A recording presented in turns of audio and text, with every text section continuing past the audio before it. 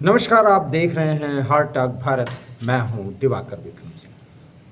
पूरी दुनिया में चुनाव के बाद कुछ ऐसी अप्रत्याशित घटनाएं घट रही हैं जिसे देखकर ऐसा लग ही रहा है कि चुनाव को लेकर के या सत्ता परिवर्तन को लेकर के जैसे एक मुहिम सी चल गई है।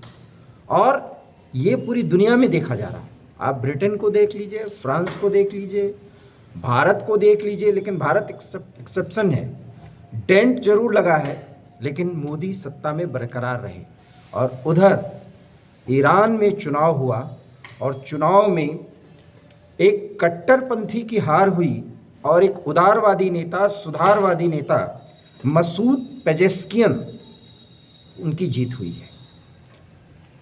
ये पेशे से डॉक्टर हैं। मसूद पेजेस्कियन की जीत इसलिए भी बहुत महत्वपूर्ण मानी जा रही है कि रईसी की मौत के बाद, जो हेलीकॉप्टर दुर्घटना में मारे गए और जिसमें कि ईरान ने आरोप लगाया कि इजराइल ने उनको मरवाया, उनकी मौत के बाद राष्ट्रपति चुनाव हुआ। और दूसरे दौर के चुनाव में जब वोटों की गिनती हुई तो 13 के मुकाबले 16%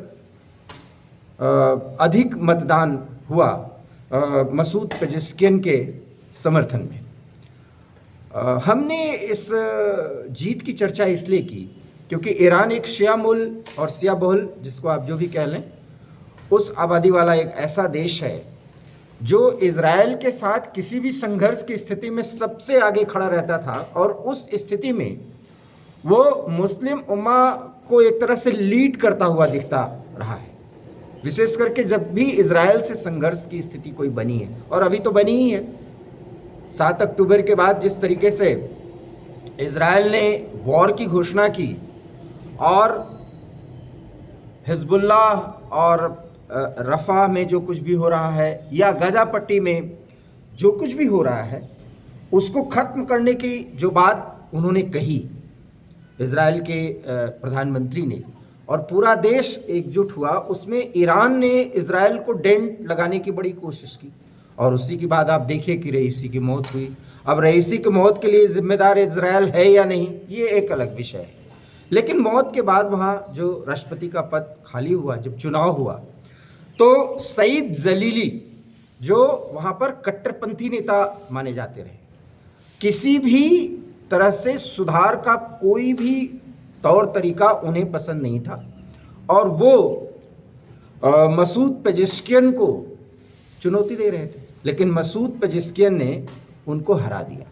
इसके मायने क्या है? बहुत ही स्पष्ट शब्दों में और साधारण शब्दों में मैं आपको बताने की कोशिश कर रहा हूँ। मसूद पेजेस्कियन की जीत इसलिए बहुत महत्वपूर्ण है क्योंकि वो मानते रहे कि अनावश्यक हिजाब को पूरे देश में लागू करना एक ड्रेस कोड के रूप में ये गलत है। ये लड़कियों के ऊपर वास्तव में शासन द्वारा थोपा एक अत्याचार है।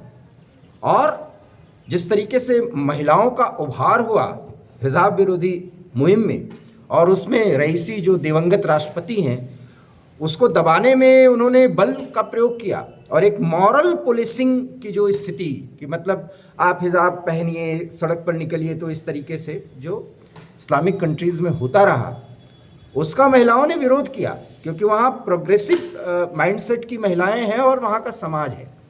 एक स्तर तक इस्लाम को मानते हुए, इस्लाम को पूरी तरह से तरजीह देते हुए उसमें सुधार की गुंजाइश है। और इसलिए मैं इस खबर की चर्चा कर रहा हूँ कि मसूद पेजेस्कियन का जीतना, आप समझ सकते हैं कि सुधार की गुंजाइश के मायने क्या होते हैं। और किसी भी तरह के सुधार की बात की जाए, कट्टरपंथ को कहीं ना कहीं दरकिनार किया जाए।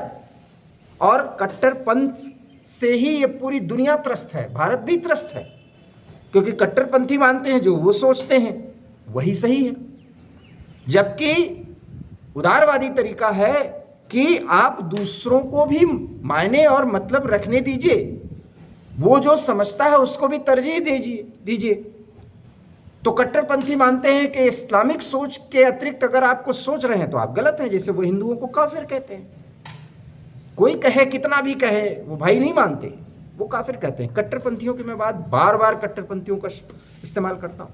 और वो कट्टरपंथी एक मुस्लिम राष्ट्र में, हालांकि वो शिया बहुल देश है, शियाओं का ही देश है, वहाँ पर मसूद पेजेश्कियन का जीतना बड़े मायने रखता है। कारण ये कि हिजाब को अनावश्यक रूप से न लादा जाए, ये बात करते हैं। सुधार जो कुछ भी किया जाए, महिलाओं को जितने भी अधिकार से सुसज्जित किया जाए, वो भी ये मानते हैं। वो ये भी मानते हैं कि परमाणु की ताकत लेकर के बिना मतलब ईरान को पूरी दुनिया से अलग थलग करवाने की जो रणनीति है ये नेताओं की, वो कट्टरपंथी ईरानी नेताओं की, वो बिल्कुल गलत नहीं है।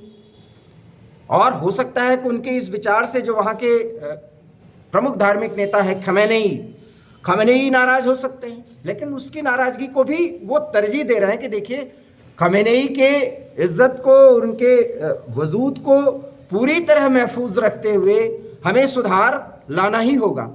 पश्चिमी देशों से साथ बेहतर संबंध स्थापित करना है, क्योंकि ईरान अगर अलग थलग रहेगा तो उसकी इकोनॉमी डैमेज होगी, ध्वस्त होगी। तो उस स्थिति में मसूद पेजेश्कियन का जीतना एक बड़ी बात है। और इसके साथ ही साथ अब देखिए, जब इजराइल ने पिछले कई महीनों से हिजबुल्लाह की कमर तोड़ दी है, मैं बार बार हिजबुल्लाह शब्द का इस्तेमाल कर रहा हूं क्योंकि हिजबुल्लाह और गाज़ा पट्टी में जो भी आतंकी इस समय काम कर रहे हैं वो हिजबुल्लाह से ज़्यादा क्या कहते हैं, हर एक चीज़ की आपूर्ति जो है वो उनके ज़रिए हो रही है वहाँ पर। तो गाज़ा पट्टी हो, चाहे रफ़ा हो, चाहे जेनिन शहर, तो जब मैं आपसे बात कर रहा हूँ तो वहाँ पे अटैक किया इजराइल की आर्मी ने और 7 फ़लस्तीनी मारे गए हैं। अब वो गाज़ा के आतंकी हैं या फ़लस्तीनी हैं, निर्दोष फ़लस्तीनियों के मारे जाने का कतई समर्थन नहीं किया जा सकता, लेकिन हम हिजबुल्लाह जैसे आतंकी संगठनों का समर्थन कैसे कर सकते हैं? और अगर भारत उसका विरोध करता है तो हमारे संसद में हमारे सांसद महोदय जय फिलिस्तीन का नारा लगाते हैं। तो फिलिस्तीन का समर्थन तो फिलिस्तीन जब से अपने वजूद की लड़ाई लड़ रहा है तब से भारत कर रहा है, लेकिन आतंक का समर्थन तो नहीं किया जा सकता। तो इस तरीके से अब इजराइल में और फिलिस्तीन के बीच में गाज़ा पट्टी में जो संघर्षरत आतंकी गुट हैं वो, अब मैं नाम नहीं लेना चाह रहा, वो अब मान रहे हैं कि वो जितनी ताकत दिखा चुके, क्योंकि इजराइल से लोहा लेना तो बड़ा मुश्किल है। आपने भी मार दिया, उन्होंने भी मारा, आपका नुकसान ज़्यादा हुआ, बल्कि तबाही बहुत हो गई। पूरा का पूरा गाज़ा पट्टी और रफ़ा किसमें तब्दील हो गए हैं मुझे बताने की ज़रूरत नहीं है, आप विजुअल्स में देख सकते हैं। खून खौलाने से कोई बात नहीं है, ऐसे में सोच की ज़रूरत है। और तब ये आतंकी संगठन निर्दोष फिलिस्तीनियों को जिस तरीके से बलि का बकरा बना करके बलिवेदी पर चढ़ा रहे थे, अब ये कह रहे हैं कि अमेरिका ने जो प्रस्ताव दिया है हम इजराइल के साथ शांति वार्ता करने को तैयार हैं, लेकिन इजराइल पहले एक स्पष्ट संघर्ष विराम की स्थिति पैदा करे। इजराइल कह रहा है हमारे जितने बंधक हैं छोड़ो, पता ये चल रहा है कि बंधक छोड़ने के लिए तैयार है, लेकिन इनकी शर्त ये है कि पहले आप स्थायी युद्ध विराम 4 या 6 हफ्ते की बात है उसको कंटिन्यू करिए। इजराइल कह रहा है हम सब कुछ करने को तैयार हैं, पहले आप दिखाइए कि आप इस स्थिति में आ रहे हैं कि हमारे जितने हॉस्टेजेस हैं, बंधक हैं, जो 7 अक्टूबर के बाद आपने बंधक बनाए वो उसको छोड़ेंगे। तो ये स्थितियां हैं, तो वहां भी समझदारी का परिचय दे रहे हैं। ये उदारवाद तो नहीं है, ये बर्बादी के बाद आई बुद्धि है, तो वो भी मान रहे हैं। ईरान में उदारवादी नेता राष्ट्रपति बनने जा रहा है, अगर कुछ इधर उधर नहीं हुआ तो मसूद पेजेश्कियन राष्ट्रपति बनेंगे। और मसूद अगर राष्ट्रपति बन रहे हैं और सईद जलीली जो बहुत ही ज़्यादा कट्टरपंथी थे, ये रईसी के भी पिताजी कह सकते हैं आप, मैं बहुत साधारण शब्दों में बताने की कोशिश कर रहा हूँ। किसमें कहते हैं ना कि आप ये तो इनका भी बाप है, ये कट्टरपंथ में कि इजराइल के खिलाफ जहर उगलें, महिलाओं के खिलाफ हिजाब, सख्त कानून, मुस्लिम उम्मा का सरगना बनने की कोशिश। तो ये सब पेजेश्कियन नहीं चाह रहे हैं। पेजेश्कियन चाह रहे हैं कि ईरान का वजूद रहे, ईरान का कल्चर जिंदा रहे और ईरान पूरी दुनिया के साथ, विशेषकर पश्चिम देशों के साथ अपने व्यापार को आगे बढ़ाए और दुनिया के विकास की राह में अपनी भागीदारी सुनिश्चित करे।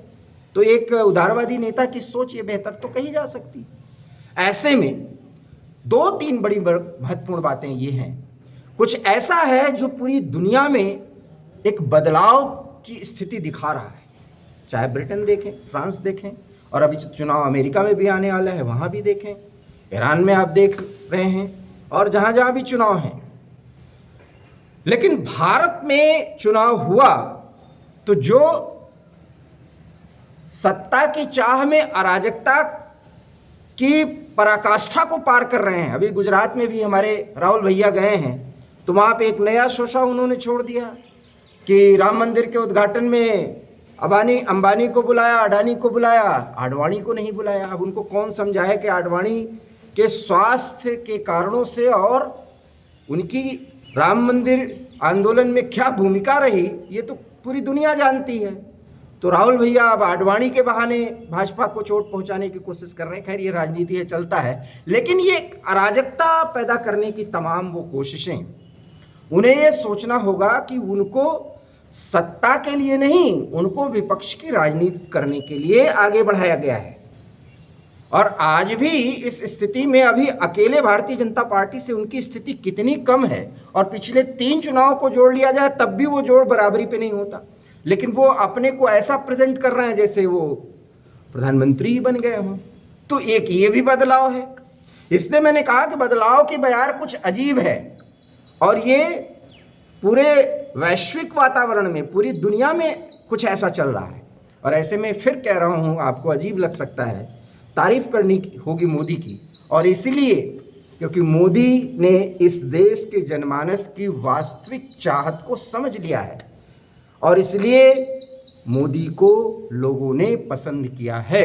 राहुल भैया अभी भी मान जाइए, क्योंकि आप सुधारवाद नहीं बल्कि अरविंद केजरीवाल के अराजकता के सिद्धांत की भरपाई फिलहाल अभी कर रहे हैं।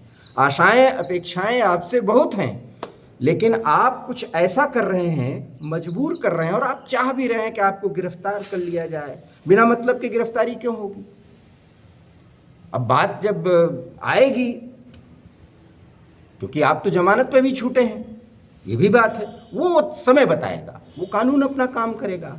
बिना मतलब के एक माहौल बनाने की कोशिश तो आप करिए नहीं। हाथरस में भी आप गए, बड़ा अजीब अजीब सा बयान दे रहे हैं। तो एक पक्ष तो वो है जो आपके इन स्टैंस को या इस तरह के तेवर को बहुत पसंद कर रहा है, और वही है जो कट्टरपंथी हैं। मैं बार बार कह रहा हूँ, ये वही हैं जो बहुत साइलेंट हैं, और इसलिए वो साइलेंट हो करके इसी बात पे खुश हैं कि चलो मोदी को थोड़ा सा डेंट किया, लेकिन मोदी फिर भी प्रधानमंत्री हैं। अब वो कसमसाहट में परेशान हैं, लेकिन उनकी परेशानी अब और बढ़ जाएगी जब ये पता चलेगा कि पाकिस्तान में अननोन गनमैन भारत में कश्मीरी आतंकवाद को बढ़ावा देने के नाम पर, कश्मीरियों को बरगलाने के नाम पर जो एक एक पाव का गोला लेके आते थे, उन सबको वहाँ पर तबाह किया जा रहा है। तो ये मोदी के कारण ही संभव है। और रईसी में जब मोदी इधर शपथ ले रहे थे राष्ट्रपति भवन प्रांगण में, तब रईसी पे हमला कर दिया गया, माफ करिएगा, रियासी पर हमला किया गया, जम्मू के कठुआ हुआ। तो इसके बाद क्या हुआ, 48 घंटे के अंदर काम शुरू हो गया। और अब खबर यह है कि अननोन गनमैन ने रियासी हमले का जो मुख्य मास्टरमाइंड है उसको 10 मिनट में ढेर कर दिया। तो इसलिए ये भी मानिए कि पाकिस्तान को बता दिया गया है कि भैया आपकी स्थिति यही, हम घुस के मारेंगे, क्योंकि आपके यहाँ तो कुछ है नहीं। हाँ, चीन से अभी निपटना है, तो चीन को चीन की भाषा में जवाब दिया जा रहा है। इसको जनता पसंद करती है, क्योंकि जनता 6 दशकों में भाई बंदगी के नाम पर भारत के लोगों को परेशान करने की जो राजनीति चल रही थी, और एक पूरा का पूरा एक इकोसिस्टम, एक कट्टरपंथ का सिस्टम यहाँ फल फूल रहा था, तो उसको मोदी तहस नहस कर रहे हैं। और इसलिए मोदी को फिर से लाया गया है सरकार में, तो मानिए इसे। तो इसलिए जो कुछ भी पूरी दुनिया में बदलाव हो रहा है, और बदलाव के बाद जो कुछ भी सत्ता में बैठने के लिए जिसको आदेश दिया जा रहा है वो ऐसा ही करेगा। आशा ही नहीं, पूर्ण विश्वास है कि ईरान में भी उदारवाद की बहुत अच्छी बयार बहेगी। ईरान एक बहुत रिच कल्चर देश है और भारत के साथ तो उसके बहुत अच्छे संबंध रहे हैं और आज भी रहे हैं। बुरे से बुरे वक्त में भी भारत और ईरान के संबंध बहुत अच्छे रहे। जब पूरा पश्चिम ने, अमेरिका सहित पूरे पश्चिमी देशों ने ईरान का बहिष्कार किया तो भारत साथ दे रहा है। अफगानिस्तान हमारा दोस्त है, जबकि इस्लामिक सिद्धांतों को मानने वाले तालिबानी भारत को अपना भाई कहते हैं, भारत के खिलाफ कुछ नहीं करते तो हमारे भाई हैं।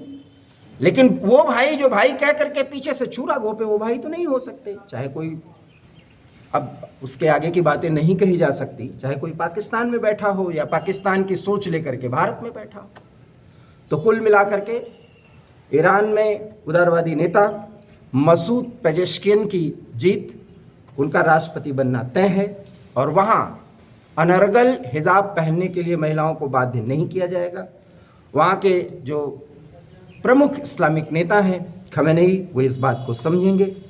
परमाणु समझौता हो, पश्चिमी देशों के साथ संबंधों को बढ़ाने को हो, ईरान को उस वो आगे बढ़ने देंगे और बिना मतलब के परमाणु ताकत बनाने की जो रट ईरान ने लगा रखी है उस पर विराम लगाया जाएगा और ईरान में भी शांति होगी, पश्चिम एशिया में भी शांति होगी। और ऐसी ही स्थिति इजराइल और हमास और हिजबुल्लाह, इनके बीच में भी एक शांति वार्ता के बाद शांति आएगी, क्योंकि तबाही तो हमास और हिजबुल्लाह ने बहुत करवा ही ली है। और जिद करके अगर वो लड़ना चाहेंगे तो इजराइल तो कह ही रहा है कि भाई हम तो लड़ाई में हैं, और लड़ाई में क्या स्थिति बनती है वो देख लीजिए, क्योंकि इजरायली भी हार मानने वाले नहीं। तो हमें इजराइल की भी सोच का सम्मान करना चाहिए, लेकिन निरीह फिलिस्तीनियों की जान बची रहे और वो आबाद हों, इसके लिए भी हमें प्रभु से एक आराधना करनी चाहिए कि शांति की स्थापना हो। बहरहाल ईरान में नए राष्ट्रपति का चुना जाना, उदारवादी नेता का आना, हो सकता है कि इजराइल हमास संघर्ष में भी ठहराव की स्थिति बनेगी, क्योंकि रईसी और खमेनेई ने हिजबुल्लाह और हमास को बहुत समर्थन दिया था और उसी का परिणाम है कि 50,000 से अधिक लोग युद्धरत स्थिति में मारे गए हैं, घायल हुए हैं, बेघर हुए हैं, बर्बाद हुए हैं, तबाह हुए हैं। और इसका जिम्मेदार कौन होगा, ये अब आप खुद ही अंदाज़ा लगा लीजिए। आपको हमारी खबर कैसी लगी, इस पर अपनी प्रतिक्रिया दीजिए और हमारे चैनल हार्ट ऑफ भारत को सब्सक्राइब कीजिए। किसी और मुद्दे पर हम आपके साथ विमर्श के लिए एक बार फिर जुड़ेंगे। बहुत बहुत धन्यवाद। नमस्कार।